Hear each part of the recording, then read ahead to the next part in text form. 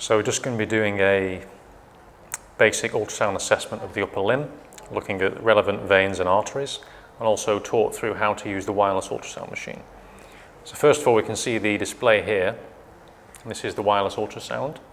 And at the bottom you can see a flashing light indicating that it's sending out a wireless signal. And we've got the app connected up to that wireless signal now. So first of all, we'll put some ultrasound gel on the arm. And I'll put it down. And first of all, orientating the probe, we can actually see there's a little marker on the side of the probe there, which corresponds to the green dot at the top of the screen. So when we put it down, we know that the right side corresponds to the right side and the left side to the left side. Now, that shows the screen, and what we can do is we can make it slightly brighter by pressing the increased gain button. So it'll become very, very bright and everything goes brighter. Or we can decrease the gain and everything goes a lot darker. So we'll probably settle for about that. There's also a focus button, and if you press the focus button, it moves the focus of the screen either more deep or more superficial. So we're going to be pretty superficial for this. So I've set it so the actual arrow is there. Now at this point, we can see there's a pretty nice cephalic vein there. And if we compress it, it's easy to compress. And underneath it, we can see there's the forearm bone there. As we course up the arm, let's get a bit more ultrasound gel. You'll see it's actually joined by another vein there, and it's getting bigger.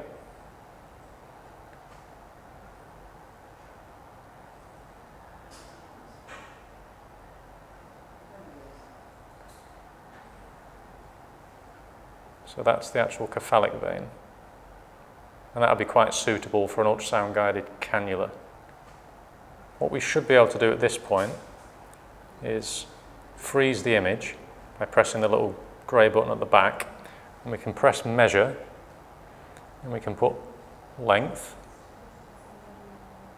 measure, and we can drag this little green button there, and then this one to there, and it's telling us that the width of this cephalic vein is about 4.5 millimeters.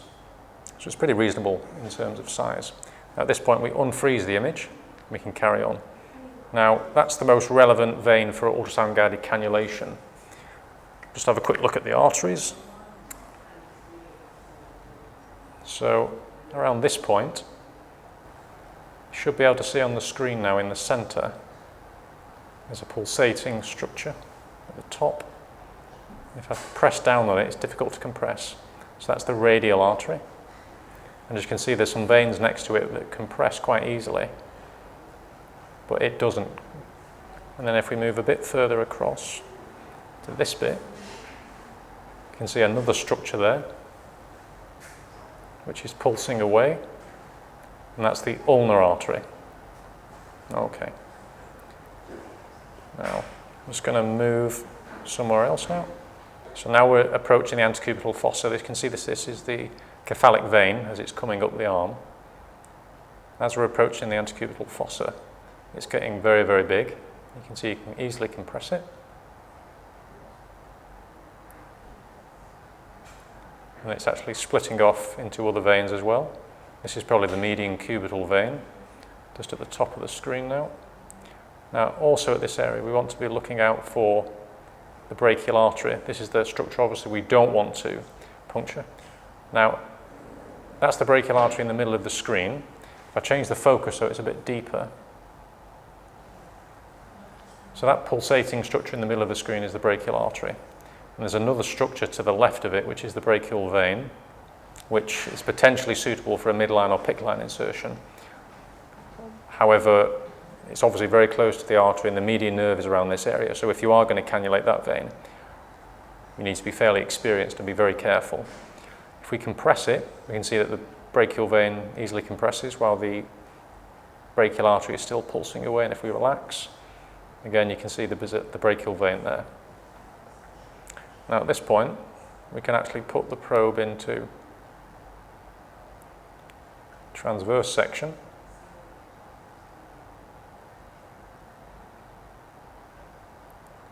And you can see that's the actual brachial artery in longitudinal section. And you can see it pulsing away, and if we compress it slightly, it's not very easy to fully compress. So that's just longitudinal section. I'm just going to move somewhere else now. So now we're on the upper, inner or medial aspect of the arm. And what we're mainly looking at now, mainly interested in, is the basilic vein. You can see that's the basilic vein there. This is it further down the arm. As we come up, it's obviously a little bit deeper, a bit bigger. It's being joined by other veins and it's getting very, very big. As you can see, if we trace it up the arm, if we compress it, you can see it's easy to compress. Keep going up. Easy to compress again. Easy to compress again. And if we try and get it in longitudinal section,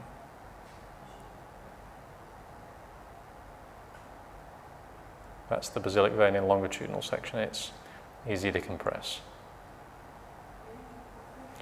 And as you can see, this vein is actually big, straight, which makes it ideal for midline or PICC line placement. The main thing to be aware of, as previously mentioned, is the basilic vein is in the region of the brachial artery, which is pulsing there. So if you are going to cannulate the basilic vein, obviously you need to be confident that it's the basilic vein by compressing it, and you don't want to confuse it for the brachial artery there. Okay, and that's a basic pull-in arteriovenous ultrasound assessment. So we're just going to scan the neck to look at the internal jugular vein at the moment. So we've got the actual mastoid process just below the ear here, and then we've got the jugular notch with the two clavicles inserting over there, and the actual muscle called the sternocleidomastoid runs down here, and the sternocleidomastoid covers the carotid sheath, which contains the internal jugular vein, the vagus nerve, and the carotid artery. So if we place the actual ultrasound over here, we can see at the moment that at the top layer of the screen you've got some muscle, which will be the sternocleidomastoid, and then you've got a big structure which is actually pulsing at the moment, but that's the internal jugular vein. So at the moment we can see that if we compress it, that's the internal jugular vein which is compressing, and just beneath it you can see a structure that's pulsating, and that's the carotid artery. See it quite nicely there. If you actually follow it up the neck,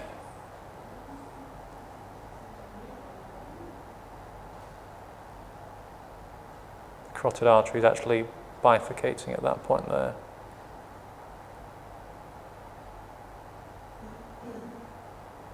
Anyway, back to here. So that's the internal jugular vein, which is quite easily to visualize there. And it'd be around this point that you could insert a central line into the internal jugular vein, or a Hickman line, or a portacath, or a renal dialysis line, and it would go in there. So this is just an overview of the sort of wireless ultrasound probes that are available. The one we've mainly been working with is this one, which is the higher frequency probe, which is mainly for superficial structures like veins.